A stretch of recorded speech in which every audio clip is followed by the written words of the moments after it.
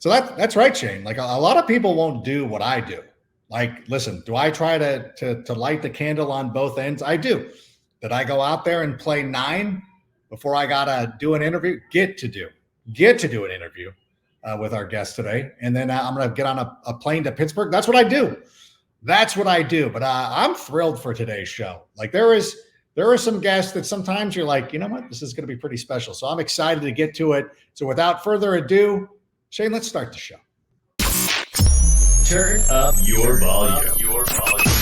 Because you're about to listen to The Sick Podcast with Adam Rank. It's Hester trying to work it back to the middle. Gets past the first wave, and here he goes. It's Hester inside the 30. Hester's going to take it all the way for a touchdown. And no flag, 92 yards. The sickest Chicago Bears and fantasy football podcast. Sports entertainment like no other. It's gonna be sick. Welcome to the weekend edition of the Sick Podcast with Adam Rank. Very happy that you are joining us here today. You're going to love today's show. Sam Monson of Pro Football Focus is going to be joining us here in just a matter of moments. But first, want to thank everybody who tuned in to Take It to the Rank on Wednesday evening with our reunion show with James Coe and the Danger Zone, talking about the SleeperKingFootball.com, getting a great chat, great response to that. So we're going to be having James Coe on a lot over the next couple of weeks and through the course of the season because the fans demand it. Thank you so much for joining us on that show. That was a lot of fun. A great response. We appreciate everybody who was checking that out. Want to remind everybody too, as I mentioned in the cold open there, I will be boarding a plane to Pittsburgh here in just a matter of minutes. I'll be heading out to the Cam Hayward Celebrity Softball Classic. And of course, there's football players that I'll be playing with, and that's fine. I'm going to be playing with Dr. Britt Baker, DMD. It is going to be a lot of fun. Tickets nearly sold out. So if you're in the Pittsburgh area, be sure to come down and join us for that. It is going to be a lot of fun. This is my second year doing this. I was 0 for 3 last year. So I've got some work to do. But listen, the big news is because joining us today, one of the best in the business. Now, Pro Football Focus, everybody knows this. I'm a huge PFF guy, and it's not just because I'm boys with Chris Collinsworth. Yeah, Chris Collinsworth and I go way back. We worked together with the NFL Media Group years ago. But listen, I love the site, and we've got one of the OGs. Like I feel like he was there at the start of the site. He was one of the founding members. He's like the Arn Anderson of PFF, if you will, like rock solid production year in, year out. So please welcome to the show. It is my pleasure to welcome Sam Monson, who is joining us here today. Sam, how are you? Thank you so much for being here. No, thanks for having me. I'm doing well. How are you? Oh, I'm doing great. Listen, I get geeked up sometimes. I want to talk some football with you, really get into this thing because I really enjoy your work and I really appreciate it. You put out a lot of good stuff on the PFF, and I do want to kind of get to your most recent article. You're talking about the Pittsburgh Steelers, but this is a Chicago Bears podcast. And so I do want to talk about your penultimate, most recent piece. You were talking about some of the offensive linemen who are poised to break out. And I'm gonna ignore Rasheed Walker. But let's talk about Braxton Jones, a player that I absolutely love. I think Ryan Poles loves him as well. You think he's on the verge of breaking out. Why is that? Yeah, well, offensive line might be the single biggest position where they have that traditional like year 3 type of breakout, right? The kind of classic developmental arc in the NFL. It's still very much true for offensive linemen in particular. And Braxton Jones has already been good so far in his NFL career. Real surprise as a rookie, sort of hit the ground running, just a total surprise package from him. Didn't necessarily kick on the way a lot of people were expecting in year 2. Obviously, wasn't a full season for him. But I also think we're about to see the impact that having a quarterback change can have on an offensive line and an offensive lineman. And Justin Fields held onto the ball longer than any other quarterback in the NFL last year on average. Now, every now and again, he's going to turn what is a bad play by an offensive lineman, do some escapability in the backfield, run around, evade the guy, turn it into a first down, and he's going to bail out his offensive lineman. but over, 600, 700 dropbacks, he's going to stress those guys out by holding onto the ball for 3.5 seconds every single play. The difference between Fields and Tua Tagovailoa, who was the fastest average time to throw guy in the NFL, it's like a second per dropback. Wow. And that doesn't feel like much, but it's an eternity. That's an eternity. Yeah. It really is. Like, he is instead of having to drop back and pass protect for 2.5 seconds, Braxton Jones has to drop back and pass block for 3.5 seconds every single time. And it's such a long period of time relative to everybody else. So I think moving out Justin Fields and bringing in a guy like Caleb Williams. Now, Caleb Williams has got a little bit of that to his game as well, but if they can get him playing within the structure a bit more, I think we're going to see the impact that changing the quarterback could have on that offensive line, and then couple that with the year 3 breakout. And I think Braxton Jones really could be primed for a really nice year. No, I feel the exact same way. And it's fair to point out that Caleb Williams did show a little bit of that at USC. But do you think that line at USC did not seem very good at all? Do you think that was kind of a product of what was happening at USC and less on the quarterback? I think that's what we're going to find out this year. Like, it's partly, I think, the offensive line, partly the idea that Williams knew the situation, right? He knew that if they weren't going to score 40, they weren't going to win the game. So I think Caleb Williams knew that every third down, he had to make a play. You couldn't drive, fizzle out. You couldn't punt the ball away. You needed the points. And when you watch his in-rhythm stuff, it's not like he can't do it. He's actually really good in rhythm. He just didn't do it as much as you would want to see him. So it's a little bit like Patrick Mahomes when he came out, right? It's not that he definitely couldn't do these things. It's that he just didn't do it enough when he was at Texas Tech and in college. And you're going to need to change the ratios of those things in the NFL. But I think the skill set is definitely there. You're not looking at a guy that can't process quickly enough, that can't work through his reads fast and has to play the game slowly because of what he's doing.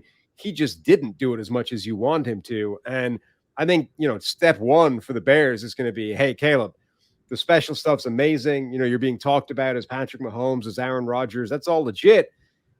We just don't need you to do it every play. We've got good plays.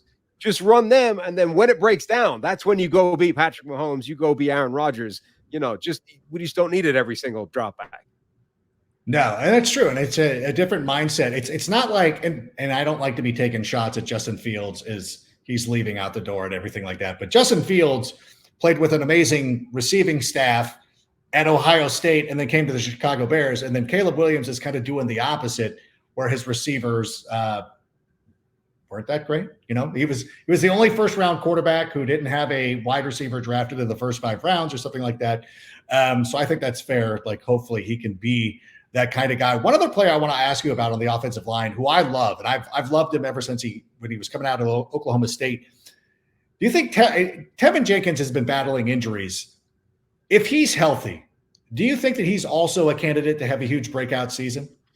Yeah, I think if Tevin Jenkins can stay healthy, he can play on that offensive line at a really high level. I mean, we've seen him now, particularly when he played inside a guard. I think he looked like a really good top-level guard. So yeah, if he can stay healthy, I mean, the makings are there for that Chicago offensive line to be a lot better than people are expecting it to be.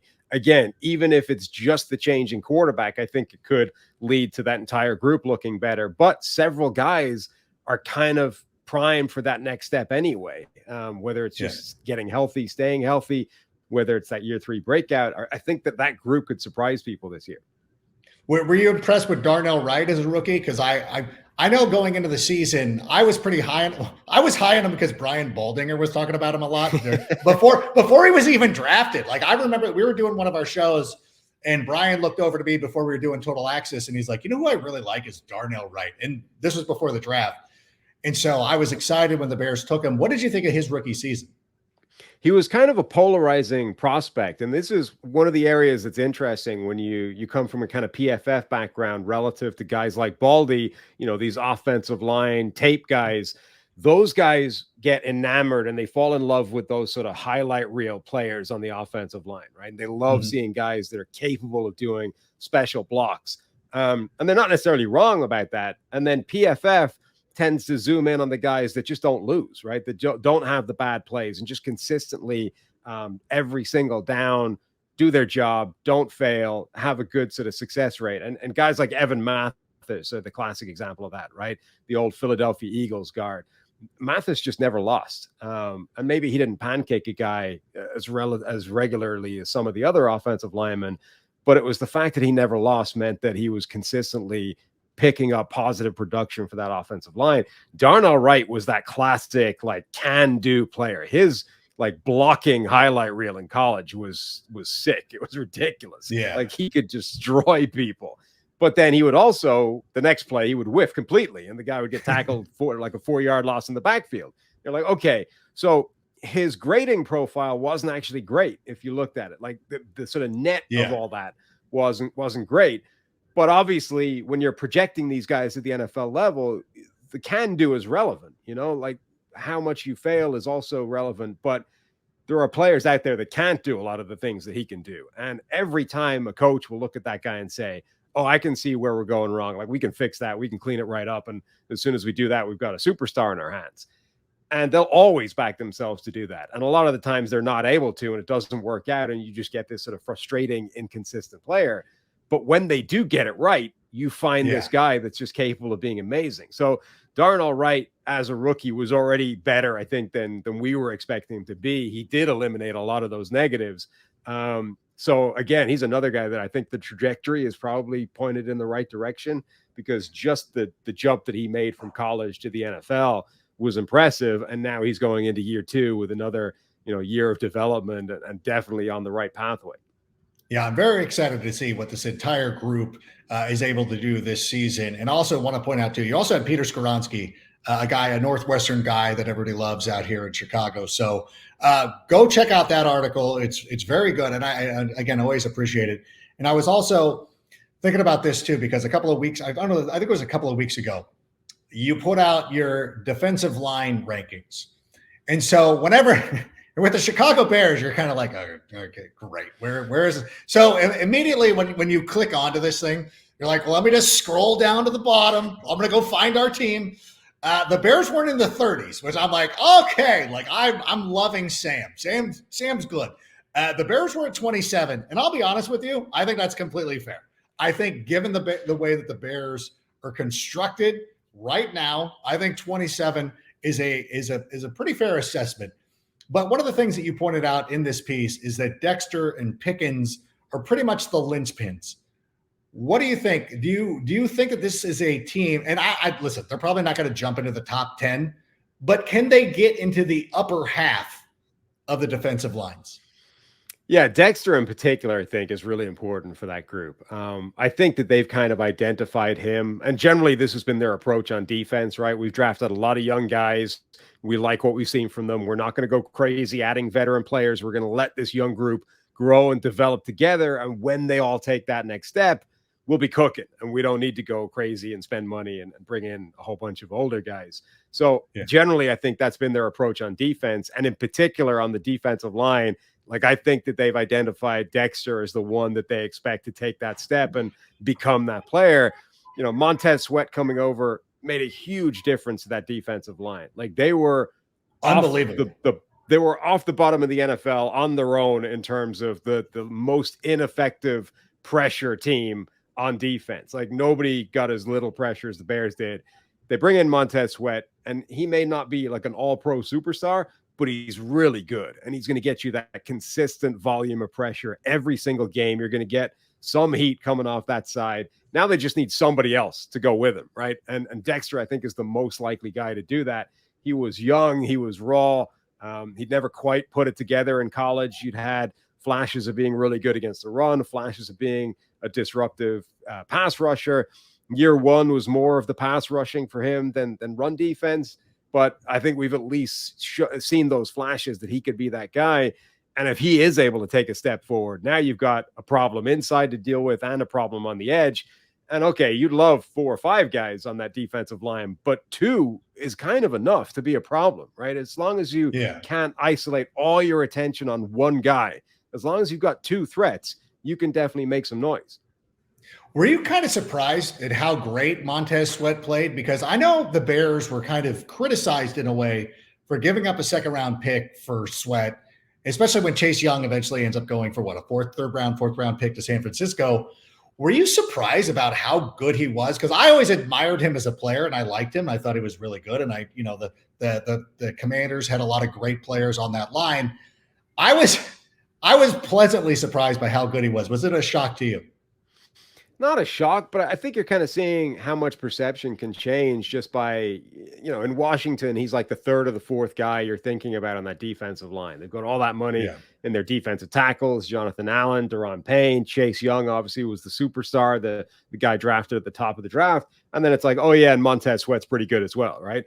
But when you take all those guys away and you put him on a defensive line that wasn't getting anything done, and it's in a media market like Chicago, well, now all the attention's going on the guy that's playing well, and you're like, hey, this guy's really good. And I think that happens sometimes in the NFL, that the guy doesn't necessarily need to play significantly better or worse, but you change the environment, you change the narrative around him a little bit, and suddenly just the whole focus and the way we talk about a guy completely changes. No, absolutely. And it was incredible to see. And it was so significant. Like it was jarring how much better this defensive line is. And it's one of the things that I've really admired about Ryan Poles is that he goes out there and he makes moves. Now, obviously the thing with Chase Claypool didn't work out. That doesn't stop him from giving up another second-round pick for Montez Sweat. Would you expect the Bears to go out there? And as much as we're hoping that Dexter is the guy that can step up, do you anticipate them making another move to add somebody to the defensive line? I would expect them to give this group a shot. But like the Chase Claypool thing, like I don't think they'll be afraid to cut bait and go and pivot and go in a different direction if it turns out they're not. That's not the answer. So I would imagine them rolling into the season pretty much as is. Maybe they'll find a cheap veteran deal, something that just makes sense as you get towards the season. Those float around every now and again when people start making contact with these free agents that are like, there's still a lot of good players available. And now we're past the draft. We're past the point where they count against the compensatory draft pick formula and all that kind of stuff. So you may see something like that happen. But my hunch would be they roll into the season with this group. And then if it's not working out, maybe they're a team at the trade deadline that starts making some phone calls and trying to find a veteran guy that could come in and juice this group up again, like Montez Sweat did a year ago, and really propel them forward. Yeah, I believe that you're right there because, Ryan Poles has shown a lot of confidence in the guys that he drafts. Talk about Braxton Jones and players like that, like giving them the opportunity to go out there and make the move. But one of the moves he made a couple of years ago, 2 years ago, last year, 2 years ago, whatever it was, DJ Moore came to the Chicago Bears. And I bring this up because you did rank the top 10 quarterback wide receiver duos. And I understand Caleb Williams has not played it down in the NFL, but you put Aaron Rodgers and Garrett Wilson on this list. We couldn't put Caleb Williams in there with DJ Moore as one of the top combos in the NFL. Yeah, I was like, I knew I was cheating with the Rodgers to Garrett Wilson thing, but I was like, look, we've seen enough training camp highlights. We saw enough on Hard Knocks. It counts. I'm going to put it in anyway. I feel like it's legit enough that I can sneak it in there. But yeah, look, Caleb Williams, I mean, even independent of which one you're picking, whether it's DJ Moore, Keenan Allen, Rome Odunze, like the fact that he has all three of those guys to work with year one as a rookie quarterback is phenomenal. I mean, I was trying to think, like, when was the last time a rookie quarterback has stepped into a situation with this many and this high quality pass catchers, like from day one? Certainly a high draft pick guy. You got to go back a fair amount of time before you find one that has this many weapons to work with. So, incredible job by Poles and a great kind of like not stroke of luck, but a great jackpot landing spot for Caleb Williams. No, absolutely. I was thinking about this too, because we've been trying to figure it out. I know, like when Peyton Manning came to the Indianapolis Colts, they had Marvin Harrison, they had Marshall Faulk. I'm trying to think of like what is the one that people go to? Because I'm trying to think of that answer myself. Can you think of who's had a better starting situation for a rookie quarterback? I haven't come up with a good one. Like I've kind of working backwards in years in my brain, and I haven't reached the one yet where I'm like, all right, that's where it is. That's where you stop. Yeah, because usually when you're a top pick in the draft, you're coming to a dreadful situation. And even like Sauce Gardner was pointing this out. Like, how do the Bears end up with a situation where you get Caleb Williams, where you get Rome Odunze and you go out there. How good do you think this receiving room could be? Now, we had James Coe on earlier this week, and we were talking about who's got the best trio of receivers. I think Houston with Nico Collins, Tank Dell, and Stephon Diggs. But who has the best trio? Who's the best trio of receivers in the NFL right now? I mean, a lot of this depends on how these rookies hit the ground running, but Rome Odunze, like, he was the third receiver drafted this year, but in any normal year, any of those three guys could have been the first receiver off the board. Marvin Harrison, Malik Nabers, Rome Odunze. In a normal year, each one of those guys would be the top receiver off the board. So he's got legitimate number one superstar talent, and he's the third guy on the depth chart here. He's the third receiver. They don't need him to be a superstar right away. But if he is, like, if he's able to hit the ground running like recent wide receivers, Jamar Chase, Justin Jefferson, some of these guys, I mean, Chicago could easily have the best trio of wide receivers in football because DJ Moore is a fantastic receiver, an all-around guy, wins at all levels, great after the catch. He's fairly quarterback proof. We've seen that in the past already. And then Keelan Allen is one of the most savvy route runners and just smart veteran guys who's great playing in the slot as well. Like, as a trio, that's potentially an incredible unit. The only thing stopping you sort of saying they're definitely the top group is it's the unknown. It's that Odunze is just a rookie, and we don't know that he'll be great right off the bat. But it's definitely within the realm of possibilities. Yeah, unlike Houston, where Stephon Diggs and all those guys, if we've seen them play on the NFL level, we know how good they are. I will concede that, which is not an easy thing for me, Sam, because I usually don't because I'm a crazy person and I give the Bears the benefit of the doubt all the time. And speaking of which, what is a reasonable expectation for the Chicago Bears this season? Now, I buy the Lions. Like, it took me a second. Like, I was like, they're okay. Like, they're for real. The Packers are the Packers. What is a realistic expectation for the Bears this season? I think realistic should be chasing a winning record and trying to make the playoffs. This is a team that is set up to do what Houston did a year ago and surprise people and take a big jump forward. And, Caleb Williams could easily end up with the best Chicago Bears quarterback season they've ever had after his rookie year. Like, that's not crazy based off the history that this team has had at quarterback. If he's able to do that, if the receivers are as good as we've been saying they are, if the offensive line takes a step forward, even if the defense regresses from a year ago, even if it takes a step back, let alone not getting any better, this should be a team that's looking to have a winning record and make make the postseason and try and surprise people, kind of the way Green Bay did a year ago. Right. You know what? Speaking of which, I know you didn't write this. I don't think, because I know you did the defensive line. Why is the Bears secondary not getting respected? It felt a little light. I'm not saying they're top 5, but I feel like this is a really good. I think this is a really good secondary. I think they have a real chance here to be special in the back end of the defense. No, I think it's a good group. And Kevin Byard is one of those guys that they did bring in a veteran presence, a guy that's got a proven track record of being really good. I like this secondary, and I didn't love Tyreek Stevenson as a draft pick. I didn't love him as a prospect at all. And he's another guy that kind of outperformed what I was expecting from him. And I really loved Terrell Smith, the guy that they drafted a couple rounds later. So, they've got depth as well. And Tyreek Stevenson was good in the areas that I thought he struggled at in college as well. So definitely a guy that if he takes a step forward year 2, Jalen Johnson, okay, cornerback play is volatile year to year. The chances of him backing up, a career year, an all-pro caliber season with another one, less likely than it is that he regresses a little bit, right? But he's still a really good corner. Kevin Byard's a really good safety. Jaquan Brisker, Kyler Gordon in the slot. This is a really talented group. Yeah, I agree with you. I was listen, again, a little biased. I felt like we were undersold a little bit. And I think the number one reason why is because of Terrell Smith. I think that he was fantastic. And even in that game last year in week 18 against the Packers, held them to 17 points. And they didn't have Jalen Johnson, which shows listen, they got some players there. So I know it wasn't you, so I'm not coming after you. And it's, did I send an email to Chris? Maybe. No, I'm kidding. I didn't. But before you go, I want to ask you one thing too about the Pittsburgh Steelers, because I was intrigued by your article, because I like the pairing of Arthur Smith and Russell Wilson, and this is relevant to the Bears because Justin Fields is there. Do you think that Russell Wilson can bounce back with Arthur Smith? Because I think this is a pretty good opportunity for him. It's one of the most compelling storylines, I think, going into this NFL season. Like, I think that combination has an incredibly broad range of outcomes. Like, you can definitely paint a picture that says, look, actually, Arthur Smith's offense is a perfect fit for Russell Wilson to get back to being as close to as good as he can be at this point in his career, right? Who knows where he can get to anymore.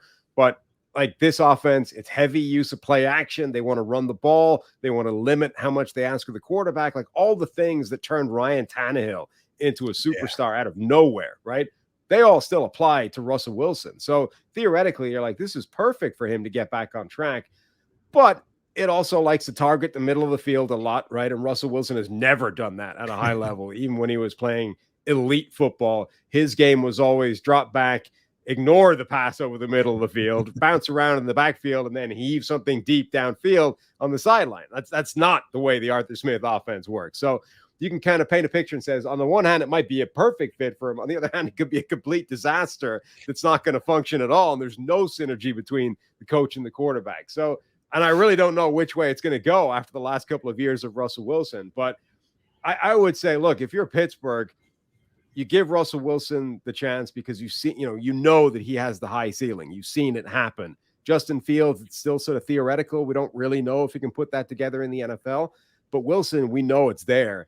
So give him the shot. If it's clearly not working, I don't think you need to be patient. And I think you can give Fields a shot pretty quickly because there's a lot to work with him as well. Like, I know he got the blame for how it went in Chicago, but he was not set up to succeed the same way Caleb Williams has been, right? That guy did not have help, particularly early in his career. And for him to show anything was impressive. And he did get better, consistently, even as a passer. So I'm not ready to write off Justin Fields and say he's got no shot. So give Russell Wilson the go. If it's clearly not working, grab the hook, get him off the field, and put Justin Fields in there. But it's interesting because Justin Fields is sort of the same way too. Like he doesn't like the middle of the field either, where he's going to come out and do the same thing. Like, yeah, I want to go deep to George Pickens as well. But I think there's a lot to work with. And I don't want to be taking shots at Justin Fields. I agree with you. Like he was not given a lot to work with. The timing did not work out. I was up until like a couple of months ago. I'm like, I wouldn't have been opposed to them building around Justin Fields for one more season, but I think that they were compelled to go with Caleb Williams. So it'll be very interesting to see the way that breaks out. But listen, I don't want to take up too much of your time. This was fun. I really appreciate it. I appreciate your insight. Again, all this stuff that you've been writing over the last couple of weeks in regards to the Bears, very fair. I agreed with it. But I think there's a lot of opportunity for the Bears to move on. So I want to thank you so much for being here. Yeah, definitely. Anytime. Thanks for having me on. Okay. Well, listen, I'm going to hold you to that.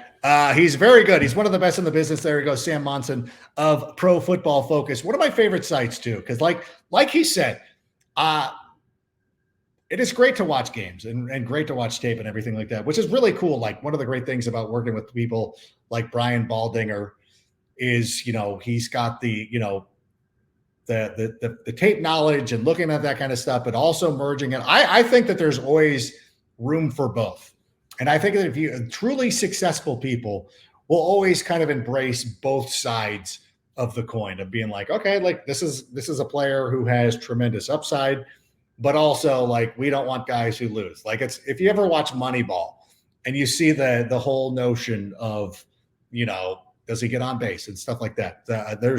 There's ways to make both sides work. And so I really appreciate both things. And I think Darnell Wright is a player who is going to make another huge leap. So I'm very optimistic about the Bears defensive line. I know I'm talking about the Bears offensive line, I should say. I didn't even ask about Ryan Bates, but I think we get the gist. Like the Bears have the pieces in there to be very successful. The defensive line it's interesting to me because I do think he's right. I think a lot of us are kind of going through this, and we're talking about like, do they bring in Yannick Ngakoue again, or they do this, or we're going to camp body? We're going to do it. I think Ryan Poles really loves the players that he drafts. And I think that he looks at Dexter and Pickens and is like, no, I nailed this. Like, I think we're good.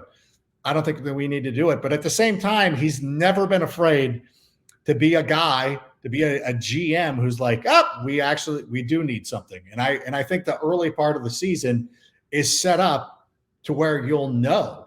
Like if we go into Tennessee or we play host to Tennessee, we go into Houston, we're not getting a big push. I think there will be a move to go out and make a move. But listen, I want to thank everybody for being here for that weekend edition of the Sick Podcast with Adam Rank. Again, if you're in the Pittsburgh area, want to come out to the Cam Hayward Celebrity Classic, I implore you to do so. Come say hello. We'll take photos. We'll do a jersey swap, whatever it is. Want to thank everybody. Want to thank Shane for sitting in here this week too. Appreciate all the help with everything. So until next week, bear down and go ahead and play us out, Shane. And that's a wrap. Hope you don't miss us too much until next time. Follow the Sick Podcast with Adam Rank on YouTube, Instagram, Facebook, Google Play, and Apple Podcasts.